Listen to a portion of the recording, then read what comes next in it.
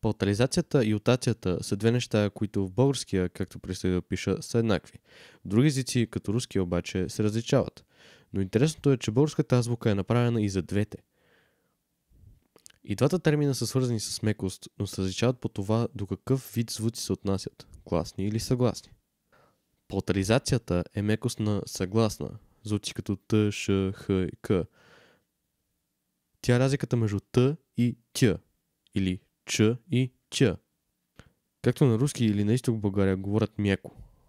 Ютацията пък е мекост на гласна, звуци като а, о, и, у, и така нататък. Дори в името си има и кратко. Например, ако ютираме буквата А, тя става Я. Ютирано У ще е Ю. Ютирано О е Йо. Например, българския ябълка или юнак. В тази част от видеото е важно да кажа, че начинът, по който пишем звуците, има огромен ефект върху това как ги анализираме и усещаме. Затова сега нататък няма да използвам официалния правопис, ами ще пиша думите фонетично, съпоставяйки ги с официалния правопис, за да разучим как точно правописът действа на мисленето ни. Сега, кои от тези неща всъщност се различават?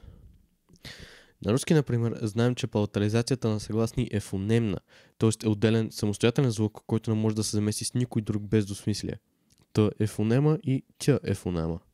Защото намираме минимална двойка, т.е. две думи, които се различават единствено по един звук по отношение на палтализацията. Те са пят и пять.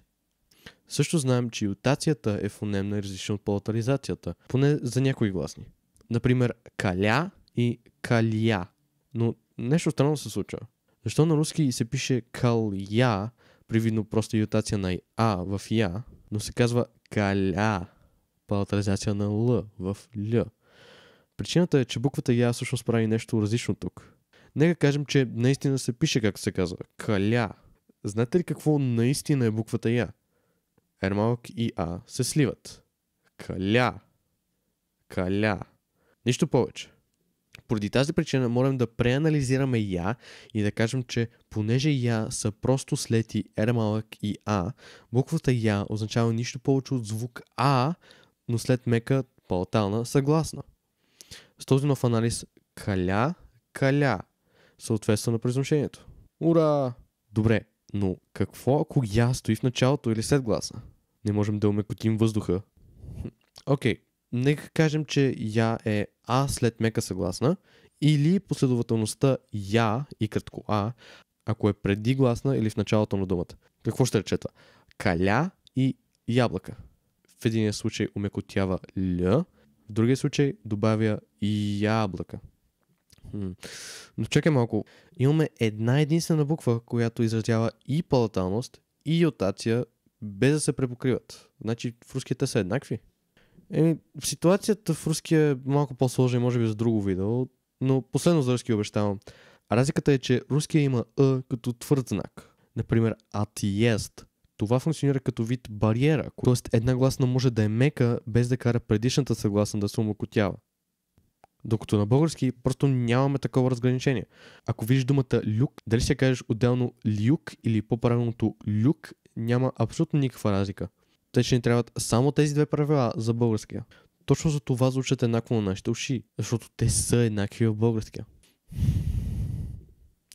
Тази система, където използваме ютирани букви Я, Ю, Йо, за да покажем мекост на предишната съгласна, наричам руски модел. И понеже това само по себе си не е достатъчно за наличната разлика в руския, те имат R малък, като мек знак, 5, за палтализация, твърд знак атиест за разграничение и кратко звук Й, като в край, заедно с ютирането на А, Е, О, У, Ы, Я, Е, Йо, Ю, И, с тези правила. Вижда как всяка буква изпълнява ролята си в правописа и е нужна. Единствено, може би можем да слеем и кратко и R малък, съответно като начален и краен звук Й, без да има двусмислие, понеже местата им на употреба никога не се препокриват взаимно. А понеже при нас не съществуват същите ограничения, т.е. няма меки фонемни гласни, няма звуци ей и не омокотяват западните диалекти, нормата и пишем Йо различно, и няма разграничаващия твърд знак, който за сметка на това изпълнява ролята на самостоятелен звук който го няма в руския. Можем без да има двусмислие направо да слеем не само и кратко и R малък, но и двете заедно с ютираните гласни. Това се случи доста бързо, така че ще обобщя. На руски са нужни твърдия знак плюс я и ю за разграничаване на палатализацията от ютираните букви и R малък за самостоятелни палатални гласни. И кратко е крайен звук й. На български нямаме разграничаване на палатализацията от ютираните букви. Нямаме самостоятелни палатални съгласни, съответно и кратко може без проблем и без двусмислие да запълни ролите на всичко това. Абсолютно същата логика следва правописната норма на западно-балганските и северно-македонски език. Просто те са използвали тази буква, наречена йод. И всъщност за много дълъг период от историята ни се е писал с нашата си йота от гръцка йота, която се свързва графично с следващата гласна чрез малка линия. Оттам всъщност идва буквата ю, докато буквата я заехме от руския ръкописна форма на е. По-традиционна буква за звука я би била тази. Докато йо не е много чест славянски звук доскоро и най-честно се превръща в е, което по-късно в българския става просто е. Затова всъщност повечето диалекти, както и книжовната норма кой плюс среден род о, не е койо, ами е станало кое и по-късно кое. Да обобщим.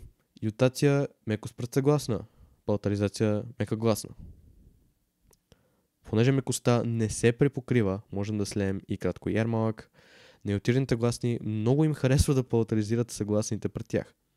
Ако това е истинска разлика в нашия език, например руски, украински, тогава се използва разграничаващ твърд знак. Ако не, тогава сливаме още повече и дори не ни трябват ютираните букви, въпреки че би имало естествено традиционни или естетически причини, поради които да се иска да се запазят в азбуката. Българската азбука обаче използва и кратко и R малък, както и я и ю, въпреки че на български език не се различават двете неща, поради традиционни причини. Без политика в коментарите ми. Мерси. Малко уточнение, не искам да правя политически, русофилски или сърбофилски аргумент с това видео. То е чисто описателно с цел да покажа нещо, за което повечето хора дори не се замислят. Не само по принцип, но особено и когато гледат правописни реформи като омарческата и особено стамбулийската. Може би това видео ще ви даде нови перспективи и методи да мислите за начин, по който всички говорим. Ако питате мен лично, не би било нищо повече от логично да започнем да пишем думите с буква като йота, без всичките смислови удвоения от съществуването на букви като я и ю. Даже нямам толкова голям проблем с това как изглежда, което за много хора е голям проблем. Особено без точка. Но ако искаме реформа, която практично би се приложила, нека кажем, че ще има и отделно видео за това в бъдеще.